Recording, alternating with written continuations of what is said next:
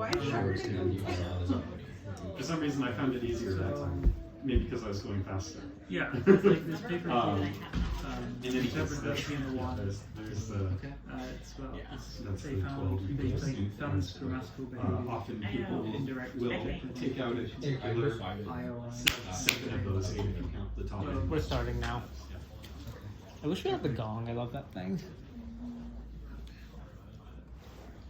So for those of you who haven't met me, I recognize the better part of you, at least by face. My name is Alok. I like math a lot. But before I was into math, I was into history, like really into history. So today I'm going to combine them and talk about both. It'll be kind of freewheeling, but there is two big themes throughout it. The history of math is a development of the ideas of discrete and continuous, and of infinity. Infinity especially is like math's domain as what separates it from other fields and what it considers and thinks about a lot. So let's start at the beginning, which isn't even with humans, but animals. Animals do have some conception of math, but it's basically limited to memorization.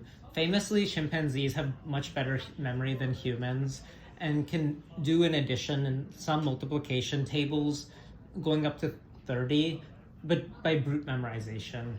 They don't seem to have any ability of induction, which seems to be where human math ability really starts to take off.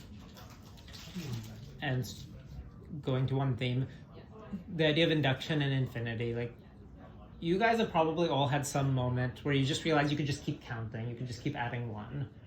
Probably as a child, I'm guessing. Numbers, they just like keep going, man. It's a lot of fun. There are at least 7 numbers. I don't want to like shock you, but this is a fact.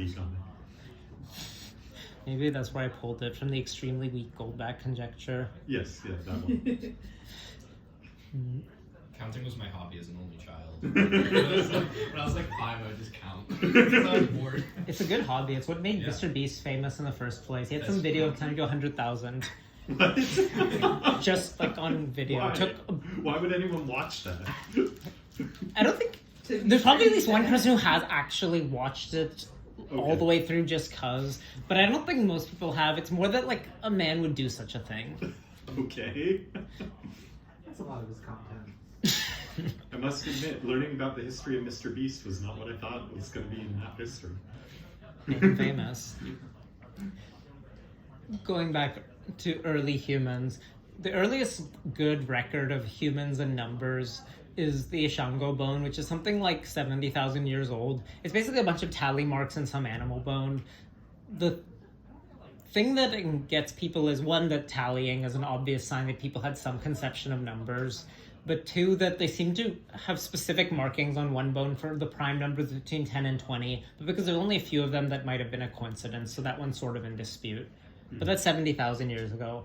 No one knows when people started caring about basic shapes like lines and triangles. The answer is probably, at least for a line and a circle, since even before we evolved from animals, given that there's a concept called geons, which are the basic shapes you just sort of auto-recognize. Like if I point out a line, you just perceive it, whether you want to or not.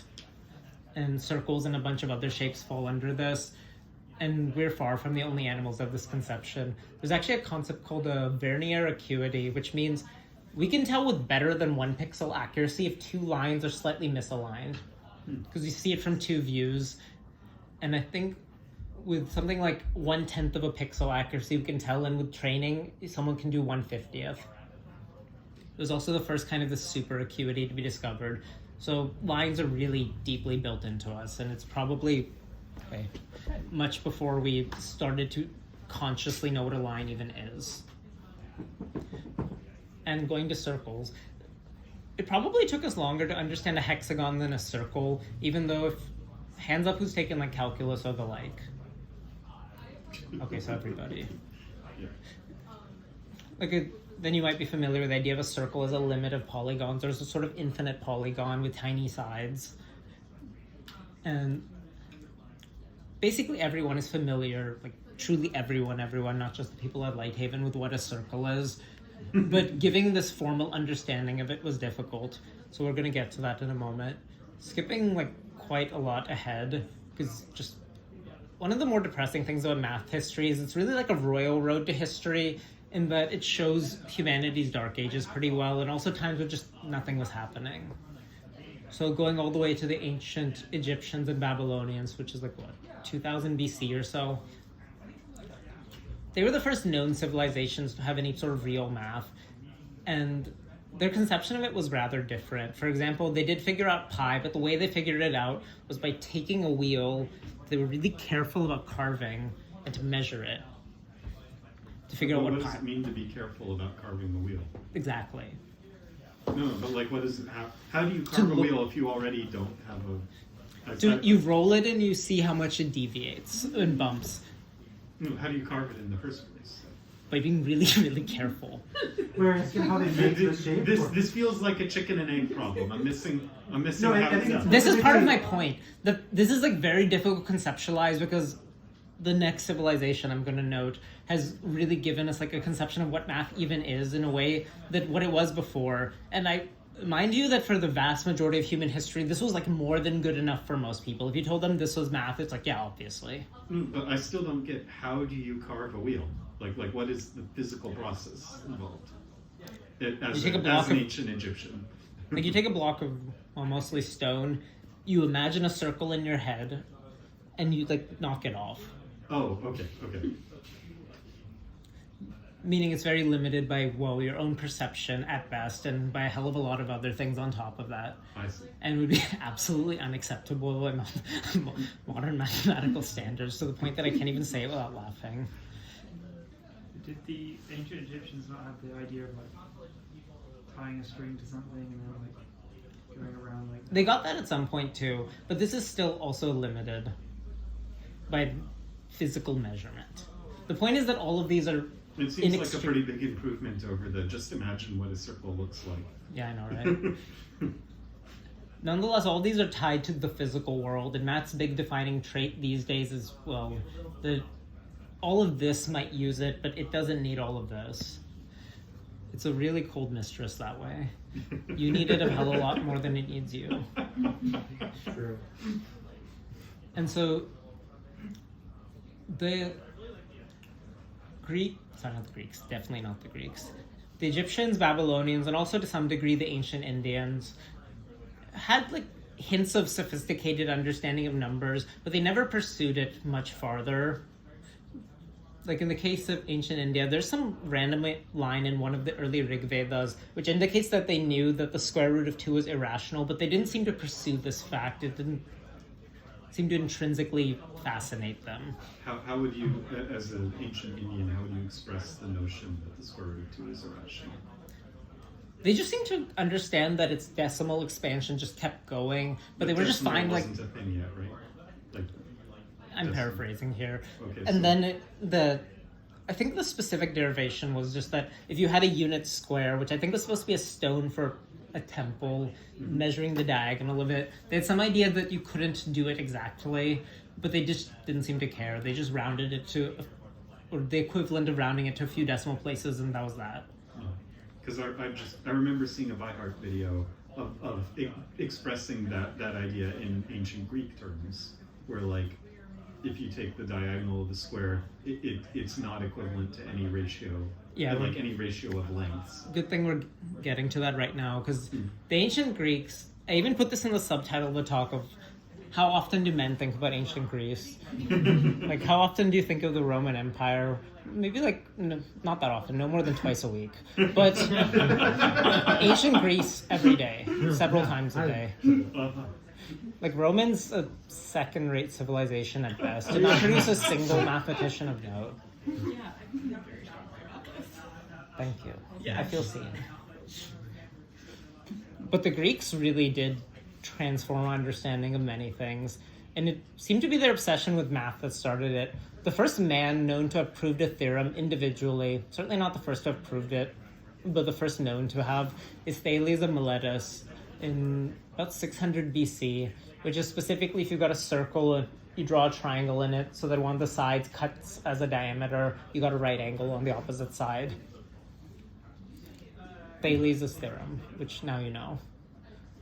He was also the first person who is known to have tried to explain why is it all this way without references to gods or magic or mythology, purely appealing to stuff that was around. He ended up concluding that the arche or essence of things was water, which, if you interpret that incredibly broadly with like a wave equation, could actually be fair game. And maybe even waves were like in his frame of mind, but I don't think he should get full credit for that one. Still though, of all the elements to guess, it was a good one. Maybe it's apocryphal. Maybe you mentioned this. That like he felt like there's a story of him falling The into well. yeah. You can tell the story. No, sorry. But no, just that like he was like staring up at like the heavens and like I guess he fell into a well. Yeah, because he couldn't see what he was at his feet because he wanted to look up. And then also he kind of did some sort of like real estate scheme, or he made a lot of money like buying This was land. before they put walls around wells. Maybe Still the... don't put walls around walls. It could have just been tall enough that he like. You idiot, fell the over well-known wall. Thalian wall. You absolute dope. Don't even know such basic things. But the big thing that separated the Greeks was their obsession with mathematics as a deductive art, not a science and art. There's a whole spiel I have on that, which we probably won't get to, of why math is not a science. Because science corresponds to a co-exponential, while math would be an exponential. But we're not doing that. And since you had said irrational numbers, this is a perfect example of them. The what's his name?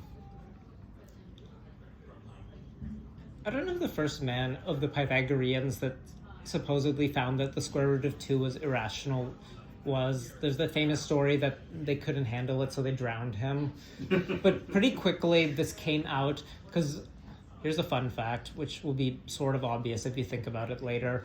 Every natural number's square root is either a perfect square, so it's a natural number itself, or it's irrational, but it's never irrational. And if you just write a rational number in lowest terms and look at the prime factorization theorem, this will make sense. So there's a lot of examples to go around, and they realized this pretty quickly. Actually, etymologically, the word irrational, as they called it, Euclid called them allogon, which means absurd or unreasonable. And the word rational refers not to the ratio, but to the fact that they're not this, that they are reasonable. From an ancient Greek's perspective, what does it mean to take the square root of a number that isn't itself the sum of two squares? I guess. Like, since the only way they would take square roots is by taking diagonals of things. I don't know. This is the kind of thing that is difficult to grasp because it basically requires like a sort of philosophical thing attached with the mathematical thing to see like how would they feel about it.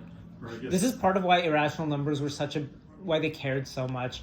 And well, no, I guess if you stick two equilateral triangles together and then draw the line from the endpoints, that's square root 3, right? So that could be...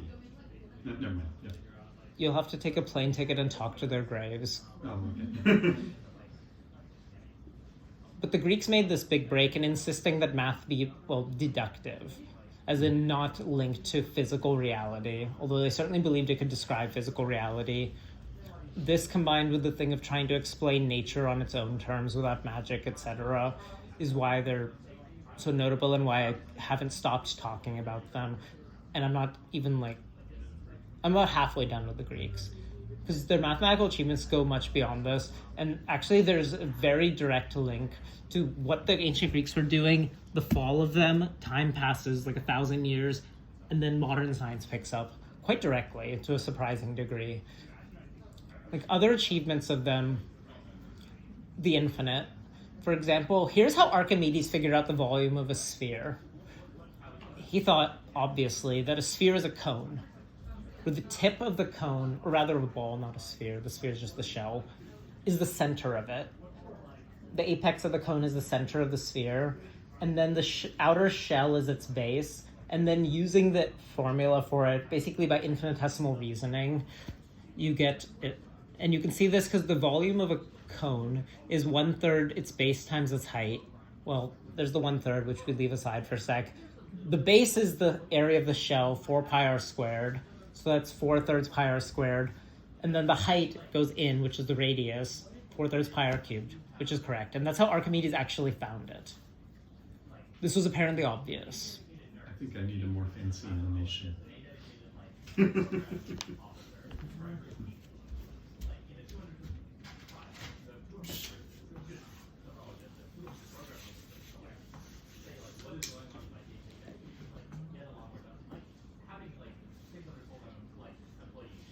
It goes Rn because it's a sphere.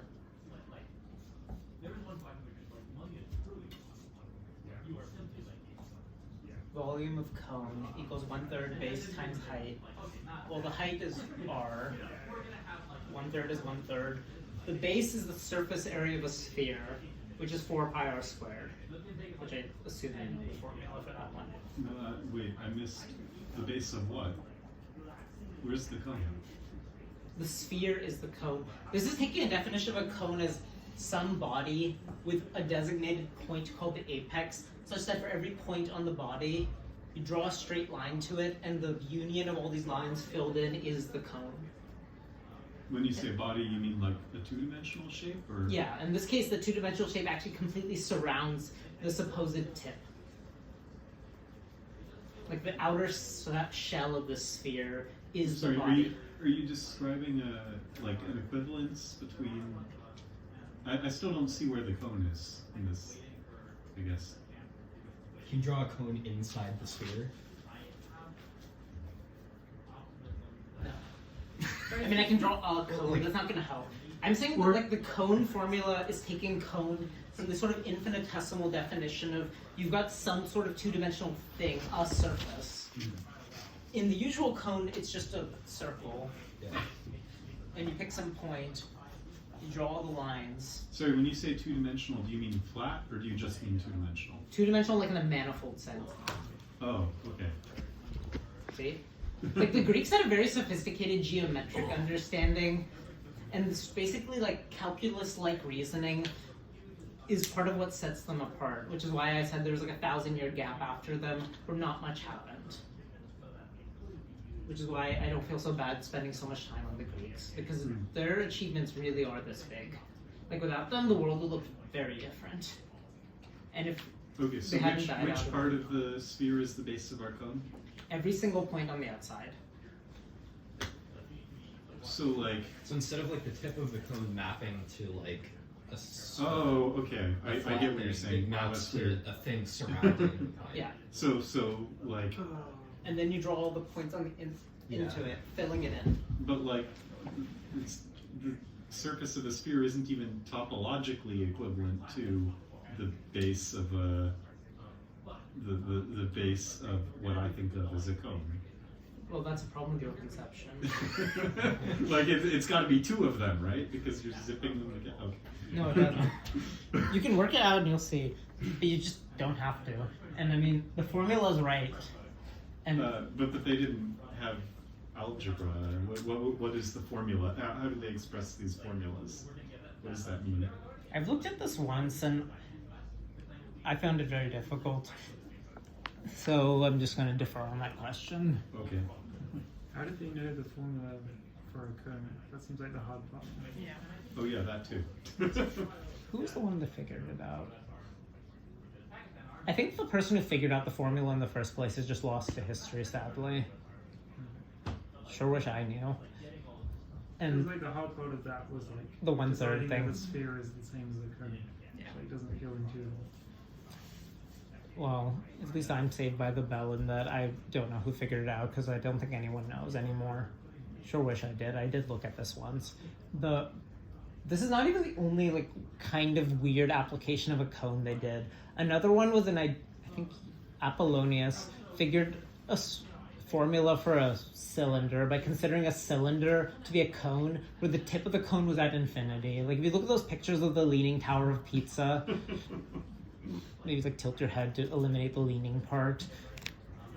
It looks like it's converging to a point even though it's a cylinder from the sort of projective perspective.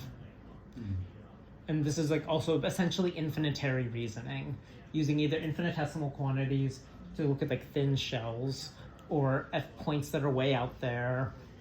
All the stuff the Greeks had, which would now be considered like modern. They also had the method of indivisibles, which is like, okay, a volume is made of planes, is made of lines, is made of points, and so on.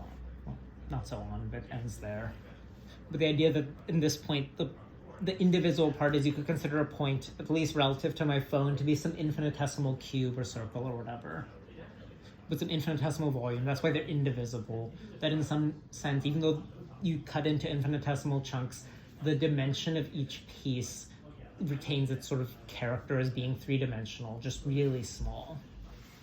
Hence indivisible. They talked about this constantly. Even Aristotle, who...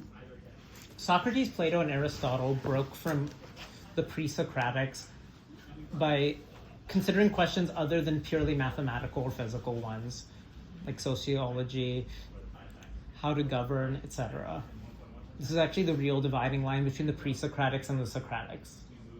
That's what the dividing line within Socrates was, that separated them into two meaningful groups in the first place.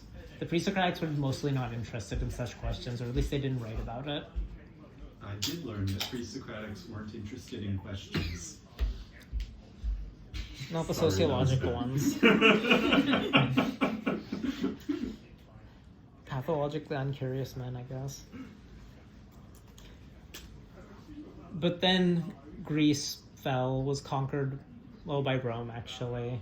Like, Archimedes famously got his head cut off by some random Roman soldier after saying, "Don't disturb my circles," while the city was being invaded. A city he was put in charge of defense of that he didn't even bother to fully attend the defense of. He just, like, gave them the plans and then dipped. Circles. He was busy with the circles. I mean, I get it, but still. So then Rome rises, and then absolutely nothing of mathematical note happens. And this isn't just supposed to be some, like, throwaway fuck you to the Romans line. I looked quite extensively, obsessively. Just no. And, it's, like, the Roman numerals are pretty shitty, but it's not just that. I have tried to multiply two numbers using, like, Roman. That's the only leak code I've just given up on. Like, I figure if a company asks me that, I'll just not work there. Asks you what? To write something to multiply Roman numerals together. It But, makes like, you really miss things like zero. There's the obvious thing of convert to decimal. No. And, no, okay. Like, if they Binary. the leak code specifically forbids you from doing that. The what? The leak code exercise for multiplying Roman numerals says you can't convert them to decimal or to any. Binary. Yeah. But since you mentioned, this is actually, like, you've probably heard the Hindu-Arabic numerals. Indian activists have, like, incredibly annoying That's tendency. different from just Arabic numerals? Like, Indian activists have an incredibly annoying tendency to try and credit absolutely everything to ancient India, much was like the we was Kangs thing from Afrocentric historians. But in this case, they're actually right. The numerals are not Arabic at all. The entire system was devised in ancient India by the year 458, and then by March 26th. And this is known because a book that uses this whole system of numerals says that it was written on that date and gives some astronomical observations to establish that. I mean, I guess they could have lied, but, like, who the hell would do that? wait, so then... Arab traders brought it, and temporarily no more questions. Oh, Sorry, buddy.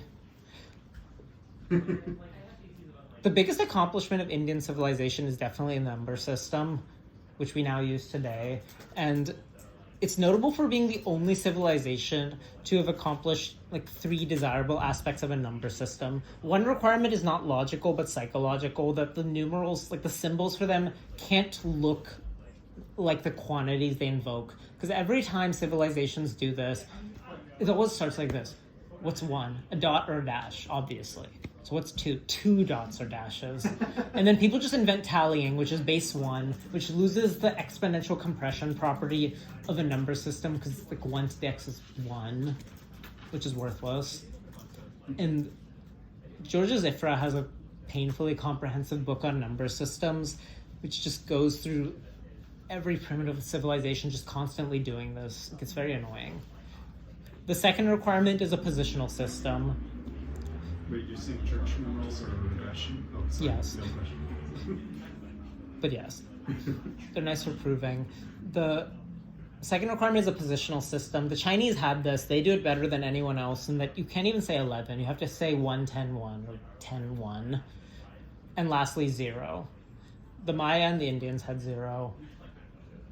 But ancient India is the only civilization, even till now, to have all three. And so, aside from the Arabs, it just goes unpicked up from the years, 458 to people like Pope Sylvester II. And can someone look up when Pope Sylvester II was alive, please? Skipping, not much happens to about 1000. There start to be hints of... He died in the year 1030. Great. Who the fuck is that bitch? There's They a great li- picture of him fighting a demon. They later re-exhumed him to confirm that he wasn't part of the hellish host. The reason I bring him up is because he thought that the Indian system, or at this point the Arabic system, because they had kept it, was just grand, and tried to spread it, but then he died rather early. Shouldn't have been Pope, I guess. And so nothing happened.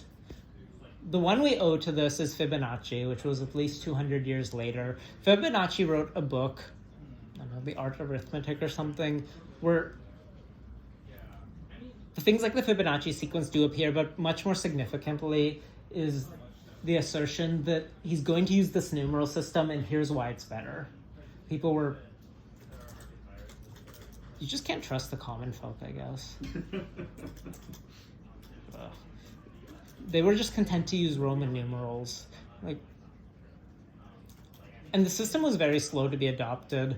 Not till about the 1700s or so did it become almost universal. Michel de Montaigne, and long before I knew of math, I knew of him. He invented the word essay. He has this quote, which was written, I think, in 1536, "I cannot yet cast account neither with pen nor counters," which means he couldn't do basic arithmetic. And another quote I think about constantly is from some merchant tutor in regard to the merchant's son, saying, if you only want him to be able to cope with addition and subtraction, then any French or German university will do. But if you're intent on him going on to multiplication and division, assuming he has sufficient gifts, then you have to send him to Italy. I'm going to die hearing that in my ears.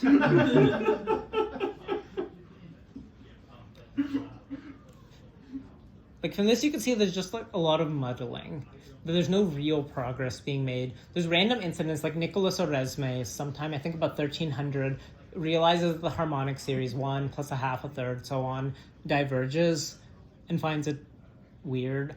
Robert Record, I think also around the same time, comes up with the equal sign because no two things could be more equal, quoting him, than straight lines. But all this is just one of those two things seems way more advanced than the other. Yeah. And it's just muddling like this. Algebra and negative numbers are devised.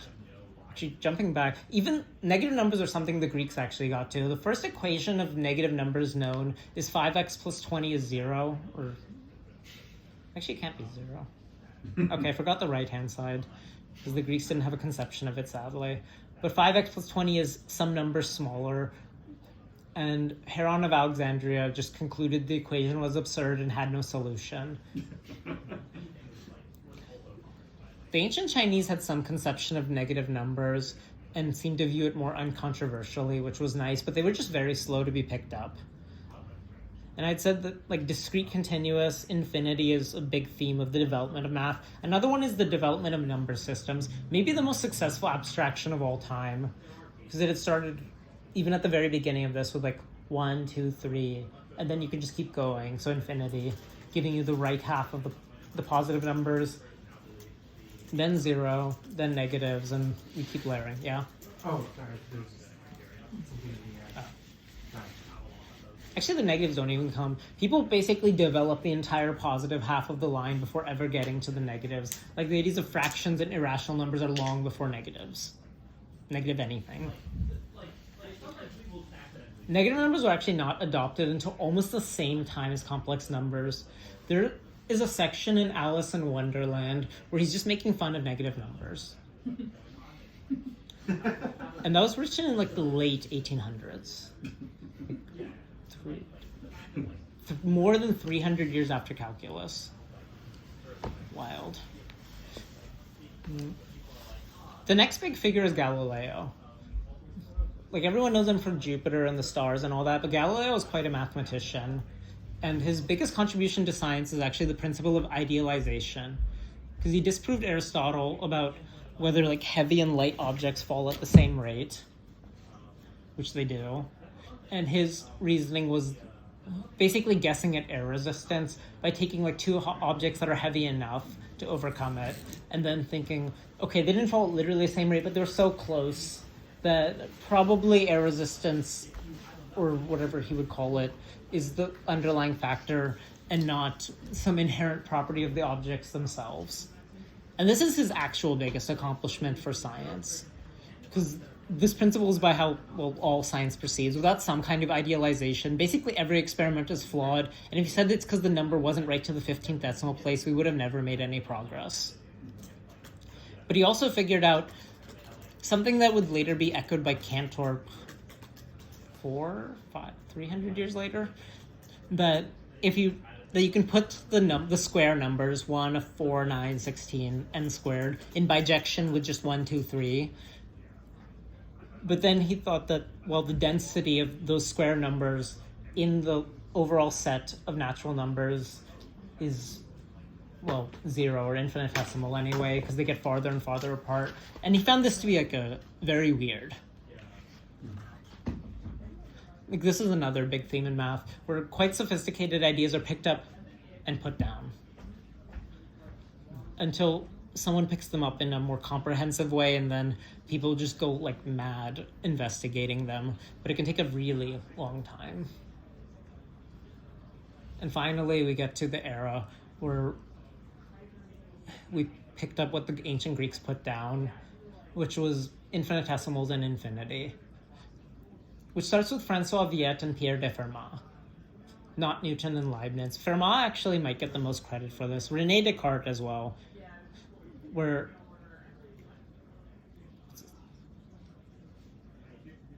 Fermat had this idea of how you can find the maximums of polynomials, even just like square ones of like negative b over 2a, by considering what we would now call infinitesimal perturbation, that you imagine two roots that get infinitely close to each other, or what he called adequality, and then cancel them. For our purposes, what matters is this reasoning of two things that are different but kind of the same, hence infinitesimal, which is also the great use of them. Like Leibniz said in a letter to L'Hôpital, there's hardly a paradox without use. And the sort of paradox of infinitesimals of being the same but different, if you've got two numbers that are infinitely close, is why they're so useful. They're both 0 and not 0 when you need them to be. Like a switch hitter, you can play both sides.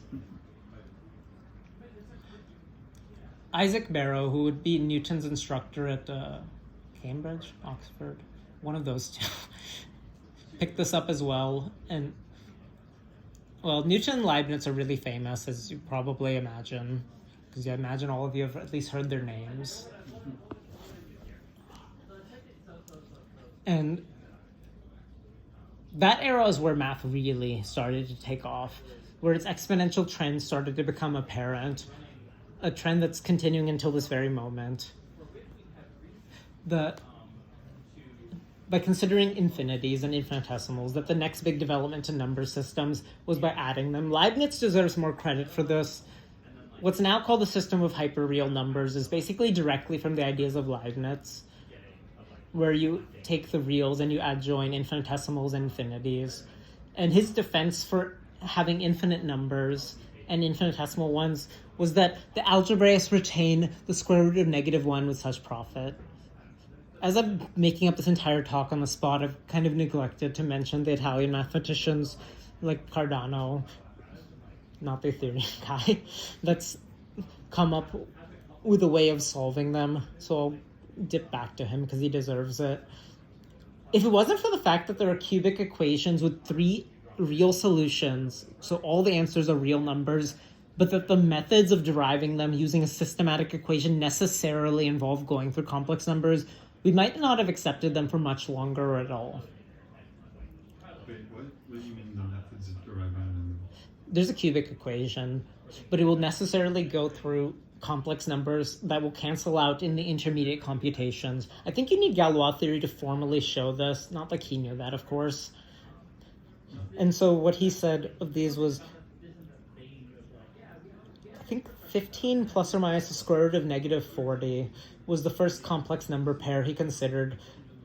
And he multiplied them out and found that the answer was negative 25, which he said a result that's as subtle as it is useless. But then, more importantly, he said, nevertheless, we shall operate. And he kept going, finally arriving at a real number, which kind of made him unhappy. But it was the answer, which is really easy to verify by just, plugging it in. And so he kept going with it. And that's why Leibniz, a few hundred years later, said the algebraists retain the square root of negative 1 with such profit. What does that mean? That With such profit. that's profitable to do so, that it's valuable, that it does something for you. It gives you an answer. It's correct. Oh, okay. Yeah, Not like prophetic. Is that what you're thinking? yes. And also just didn't parse in my head. So just kind of like, hey, here's this weird thing that turned out to be useful. Let's keep this other weird thing. Yeah, this is a very common theme in math. Or humanity. It works, doesn't it? Yeah. Which bodes kind of poorly for things like AI safety, because they basically require the precepts to something to be discovered before their applications, which is like never happened. Oh well.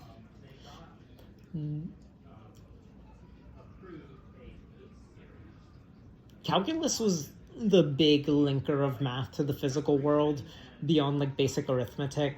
The next big step, essentially started the field of physics in a really serious way. And after that, mathematical development starts happening a hell of a lot faster. Like, so much faster. Like, not soon after both of them, Euler. The first result that actually made Euler famous is that 1 over n squared, so 1, a fourth, a ninth, all added together, is equal to pi squared over 6. But the pi squared over 6 wasn't the part that made him famous. It was like a third of the part. What made him famous was the way he figured it out, where he considered the sine function scaled, I think like sine of pi x, or x over pi, or an appropriately scaled version of that, because it has roots at every single positive and negative number. And he thought of it as, well, this is obviously an infinite polynomial. In more modern, non-standard terms, a hyperfinite polynomial.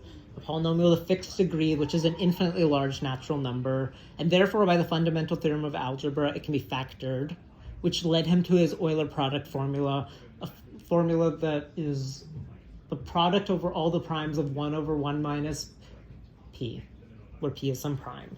This was the first link between geometry, pi, and number theory, the primes. Like, Euclid's book has a proof of the prime factorization theorem, that every number can be taken apart into them, which was, at this point, about 2,000 years before that. And this was a really big deal. He was 27, and it instantly made him one of the most famous mathematicians in the world. Although certainly not the last thing he'd do that made him famous. The pi squared over 6?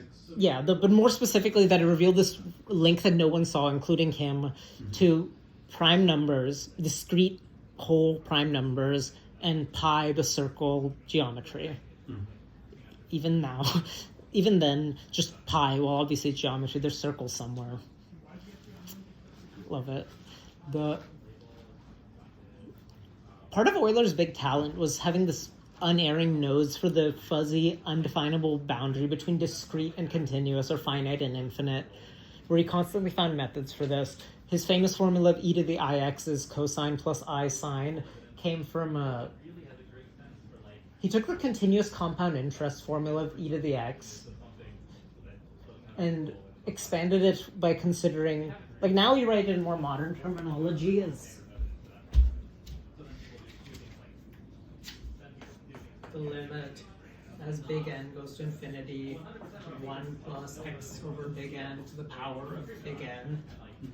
But he considered it like this, where big N is just a fixed, infinitely large natural number, and then it's a natural number, so you can use the binomial theorem, and then the fact that it's infinite, which I'll just write it up.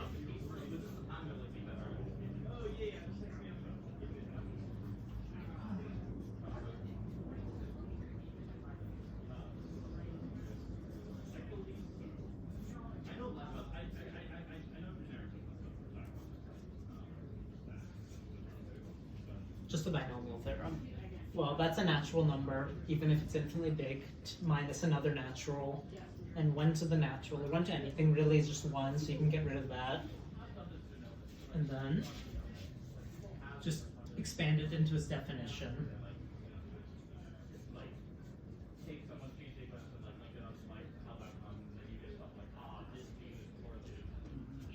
And this is a step where he uses the fact that n is an infinite number. First, you just do the simple cancellation, leaving you behind with n times n minus 1 dot dot dot n minus I plus 1.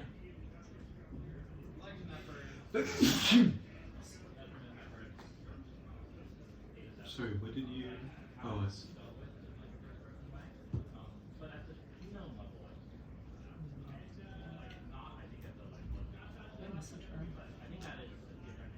So this is, he got the Taylor series expansion before Taylor series existed? Yeah. Might have written this slightly wrong. I think I blog somewhere. But then the last step to eliminate these terms was by reasoning.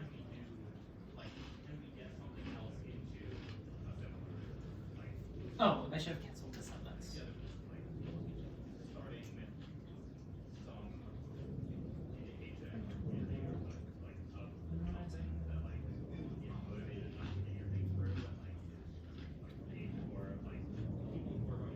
I'm going to revise this.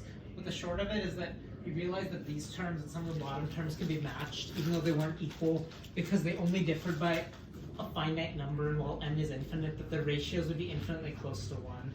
Afterwards, I'm going to look at this in detail and show you guys, but I don't want to break it right now. Which allowed him to do more cancellation, leading to the famous formula of x to the n over n factorial gives you e to the x. Mm-hmm. And then by plugging in some i's, he was a big user of complex numbers to get the circle formula of e to the ix. This is another theme. Different fields of math start to converge from like seemingly random areas. Yeah. But for that, you would also need to know the Taylor series expansions of sine and cosine. Did he have some trick for doing that as well? Yeah, it's in chapter 8 of Introduction to the Analysis of the Infinite, which you can find on a bunch of websites. I think 17th Century Maths has it. Chapter 8.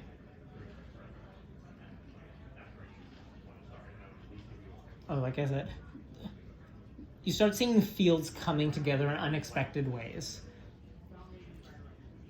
His proof of the whole pi squared over 6 thing of doing this factoring is actually what later led to the definition of limits, because about 100 years later, Karl Weierstrass comes up with the limit definition as part of trying to find a formal definition to justify when can the step be made. The short is that the function has to be equal to its own Taylor series, or in more modern terminology from complex analysis, polymorphic.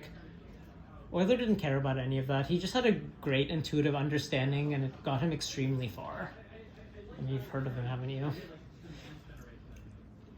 Much like Euclid, none of the top-level results that Euler gave that were not explicitly conjectures are false. Every single one that's known is true. Or was explicitly a conjecture, and then, fine. Are there famous conjectures that turned out to be false later? Like by other mathematicians that you talked I'm blanking out right now, so I don't know. Maybe the one with there's one about sum of diagonals or something, where the minimum counterexample is 33 million something.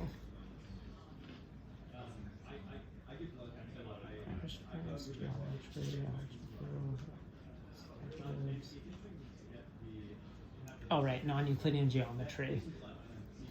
In overturning old knowledge, we get Gauss, Janos Bolyai, who was his classmate. Sorry, Frederick Bolyai? Janos was his son. Janos Bolyai was a mathematician actually, now I remember, Zachary. In like 1600 something, this guy named Zachary wrote a book with such a clickbait title, Euclid Freed of Every Flaw. But it's actually correct. He tried to show that the parallel postulate was false by just not assuming it and coming out with a consistent system, which basically is hyperbolic geometry. But in the end, he was limited by his own philosophy, where he thought that obviously these conclusions are absurd, therefore the parallel postulate's false. So he didn't have the courage of his conviction in the end. But all of his derivations are correct. So he did actually... Parallel postulate? Euclid's fifth axiom, basically that if you've got a line, a point not on the line, there's exactly one parallel line through it. Which is true in flat geometry, but in a spherical geometry is not true. There are no parallel lines. And in a hyperbolic geometry, there are actually infinitely many all lines diverge, except for ones that are the same. He found hyperbolic geometry, but didn't see the value of what he had in his hands, which is why no one's heard of him. But he did free Euclid of some flaws. Maybe not every, but the biggest one. I often think of how much manpower has been wasted on trying to prove the parallel postulate true fruitlessly. It's not like as much has been wasted in a yeshiva, but it's up there. Proof from what? From the other four. Oh, I don't know the other four. You can look them up. But they're basically like between any two lines, 2 points, you can draw a line, or rather you can draw a segment which can be extended indefinitely. Actually, this is a good example of why I like mathematical history. Math is really brutal to its own history, just curb stomping it and wiping it out any more than any communist revolutionary ever could. Where, like, often you'll hear of Euclid's axioms, that one of those, between 2 points you can draw a line. But this is not what he said, and he would have been very insistent that's not what he said. What he said is that between any 2 points you can draw a line segment, and that you can move the points apart as far as you like, and you have a segment, but you never have the line. And this is the difference between potential and actual infinity, which was a distinction that was absolutely basic for almost all of mathematical history, that every mathematician was supposed to have some kind of opinion on, which is now just like some obscure footnote for people who are into history. You know, freaks and misfits. Where the potential part is like counting. You can keep counting up, but you can never have the natural numbers all like in your hands at once, the whole infinite set. But you can just keep counting. That's the potential part. Think of infinity as like this ongoing process, like in the limit conception, that n keeps growing, but n never actually gets to infinity. It just goes there. The actual one is if it's like starts out there, and it's the difference between viewing that, say, the natural numbers as a counting process and just something that's the naturals. Here they are. And Cantor was the one that really stamped it. Cantor's investigations into the infinite did not start with a diagonalization argument. Like another thing, math is very ahistorical. People present that now because it's simpler and kind of elegant. I certainly found it so. But how he actually found it was considering trigonometric polynomials and Fourier series. What? Yeah, which then he thought of procedures of basically looking at different levels of what's now called transfinite recursion, like how spiky they were. And that was how he got to the fact that there are actually more real numbers than naturals and integers and stuff. And I think more than 10 years later, he came up with a diagonalization argument. But for a full decade, that was not at all in his mind. But he had said that his big achievement with set theory was turning the potential into actual infinity, of discretizing the continuum by using sets, where you imagine like a set is just like a cloud of points that have just sort of been gathered up at the beginning once and for all time that are then just given, and then the entire theory is just working with them. And I'm pretty much quoting Cantor here. This is explicitly how he thought of it. Like he used the phrases potential and actual infinity, which show up in the literature until about 1900, where he kind of killed them off because set theory was very successful, and people just stopped thinking about it. It gets picked up a bit later, but jumping back, because math history is definitely epicyclic from how I keep going forward and back, especially in the last 500 years. Fourier series were probably the single biggest contributor to like our conceptions of analysis and the infinite. Fourier was one of Napoleon's mathematicians. Napoleon was really into math. He was an artillery officer, which certainly had to use it.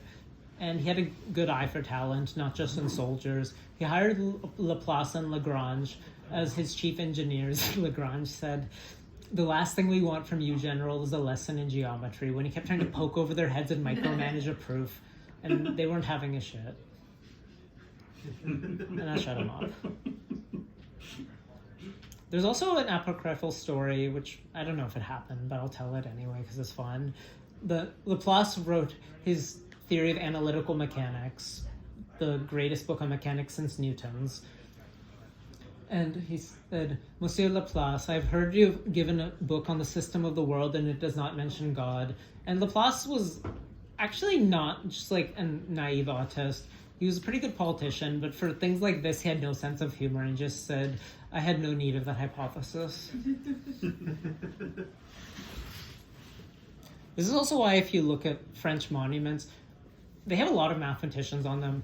In the 1800s, France was maybe like the only country ever, honestly, of any note, to have mathematicians in its parliament and in like powerful positions as well, not just like small things. Much more than one of them. Sure wish they'd kept that. But Fourier found that you could approximate any function by harmonic series, but this leads to like so many nuances that are really important, which are ongoing even till now. That one, you can do even discontinuous functions can be done by a Fourier series or Fourier analysis, and he showed this, and people just basically didn't believe him. The whole idea of a uniform continuity. Actually, hands up who's had an analysis class, or Euler complex. Damn. What was that, damn? That's a lot of people. Oh, yeah. Like, until you went to college, have you met even one person in your life who had taken analysis? Okay, maybe you had, but I sure hadn't. Technically, yes, I guess. And that's one more than most people will ever meet in their life. Okay. It's certainly privileged knowledge. Like, the whole concept of uniform continuity and convergence was devised to deal with Fourier series, mostly by Cauchy, who used them rather freely because it worked until it didn't. And then people went back and backfilled to find theory after being given some examples. Constance, can I step out for like 2 minutes? 1 minute? I'm not gonna get started. Oh shit. Oh, out of time? Yeah, we are starting the next session. Oh. Yeah.